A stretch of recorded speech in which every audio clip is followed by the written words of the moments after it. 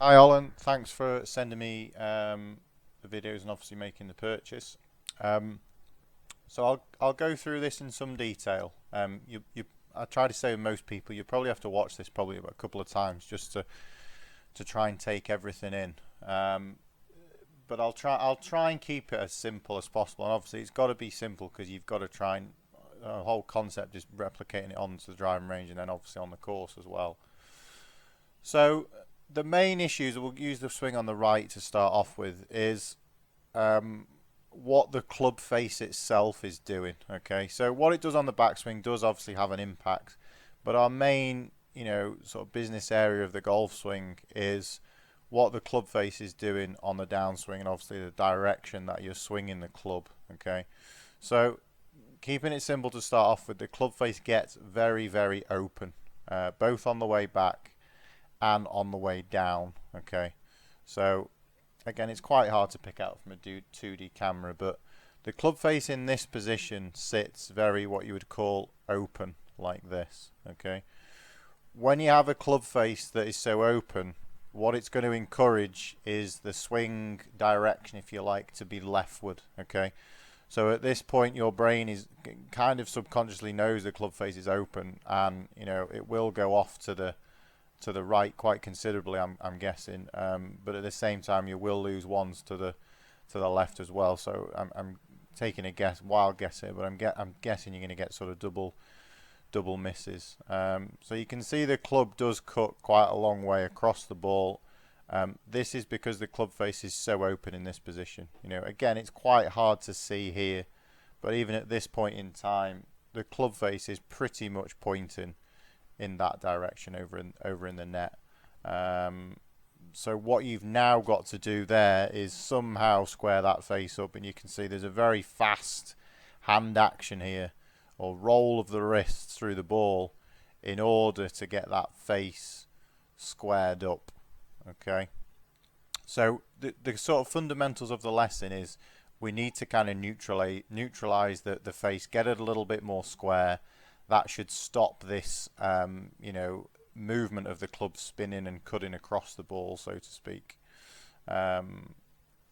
So if we look at how you take the club back, which is the point of where I would start. So from your perspective, I'm watching the video. What is the first thing I now need to go and do when I go back to the driving range and in effect getting some use from having this video? I'm just trying to find a good example on the left hand side. Let's have a look if we can use this guy. Okay, so this is quite a good example for you. So this is the first thing that you're going to copy. If I put you into a position where the shaft is parallel to the ground on the way back, okay, you can make out there that club face sits very open. Okay, so even if we just used a straight line down, okay, you can see where that club face is pointing. So this would be considered very open. What you are going to try and copy is this position. Okay, so here, if you look at his club face, it sits a little bit more in front of the hands, but the club face is totally different in position to what yours is. Okay, so this would be considered a much more square club face to the arc that you're swinging on. Okay, if I did your arc, let me 1 minute, which would be this. Okay, you can see the difference of where the face is in relation to that line. I won't put it right the way through it because you won't be able to see it. But effectively, this is what we're looking for, almost like a cross. Yours is absolutely nowhere near it. Okay. What that should do is put the club face in a much more strong position or closed position, or the feeling of a closed position. And on the way down, it should help to change the direction they need to swing it. So at the moment, you're swinging very much this way to facilitate the openness of the club face. By changing the club face, you should be able to facilitate it, and it should then a little bit more to the right. Okay, almost feeling like you're going to start the ball way to the right and bring it back round to the left. That's the first thing that you need to do. Without doing that, you can't go anywhere. You're just going to fight it and fight it and fight it.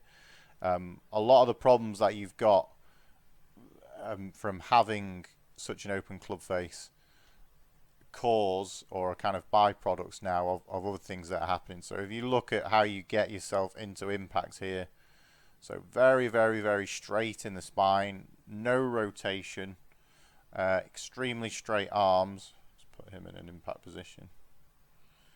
Okay, so this would be obviously much more of a model impact position. Why you do this, okay, so you shift the pelvis forward, okay. I'm not going to draw lines because it's not a fixed camera, so it wouldn't make much sense. But you thrust your pelvis forward, so it's called early extension. What that then does, because there is mass or weight moving forward, your spine and your head will work back in the opposite direction to balance yourself out. Okay, if you don't do that, you will fall over, and that's the last thing that your brain wants to do. Okay. The reason why this happens, okay, is as you swing down here, the club head is desperately trying to overtake those hands. Okay, so it's working out in front of you. So what you do is you stand up and thrust your pelvis forward in an effort to try and keep. It's called the balance point, but we'll just use the head. Yeah. You are trying to keep the head behind the hands. You haven't done it on this occasion, and that's why you're going to swing it to the left. Okay, but all these are faults. Okay, that come back to that club face angle. Okay, so what you need to change that first of all. What I'm going to suggest is if you've got, if you've heard of an impact bag, you can get them on eBay for 10 quid. Just fill it with a couple of old bed sheets or whatever, and just place it in this position, so it's sort of you know, a yard in front of the golf ball, and then maybe 2 yards to the left of the golf ball here.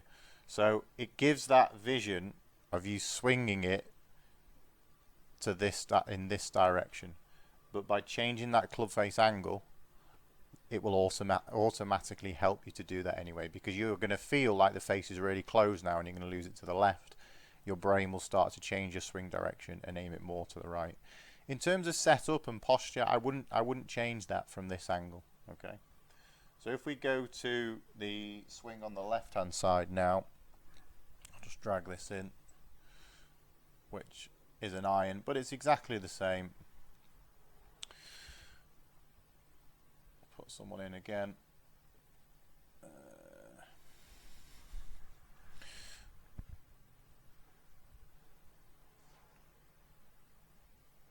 Okay, so the initial things I would do just to help and aid ball striking is trying to get away from how these hips slide to the right. Okay, so you can see there's a lot of movement. This is much better because it's a fixed camera, so you can see how much these hips actually slide to the right. Okay, so if you watch the one on the left, in terms of hip position, that right hip just stays solid, solid, solid, solid. Okay, so we want to kind of get it in a position where it's this. Okay, if you can see yours, oops, it's more of a this position. And then again, what you'll start to do is start to tilt back in the opposite direction into the sort of realms of a reverse pivot. So we'd like to see a little bit more of a what's called extension in the spine, rather than where yours is going. Yours is almost leading or tilting towards the target. It just helps to create a much better low point. What you're going to get from here is just inconsistency in strike. So, you know, hitting the ground before the ball, hitting it a little bit thin. We literally just don't want that right hip to move. Okay. And then again, a lot of why it looks so sort of awkward and no rotation is again just trying to manipulate that club face to try and square it up. Okay, because don't forget, everything in your brain is saying this ball is going to go way to the right. And again, because you try and square the face up, that's why you lose a lot of the angle in the shaft here. So again, we'd look to try and retain a bit more of that, or a bit more speed, whereas you'd lose this early. But again, it's because you're desperately trying to square the club face up with the ball. Okay, but again, the main thing that you need to keep going over is club face control.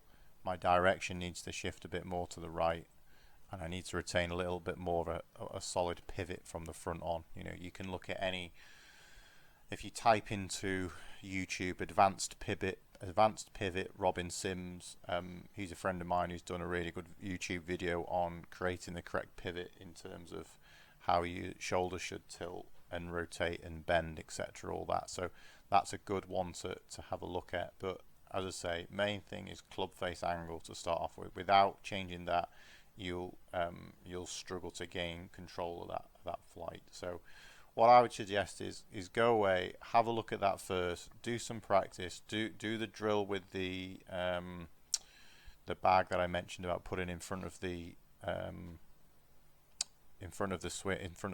on the mat here, and try and copy and video your swing again and get the club face into a position where it is a little bit more what I would call square to the arc that you're swinging on.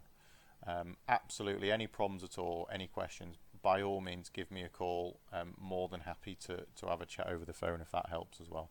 Okay, Ollen, thanks very much.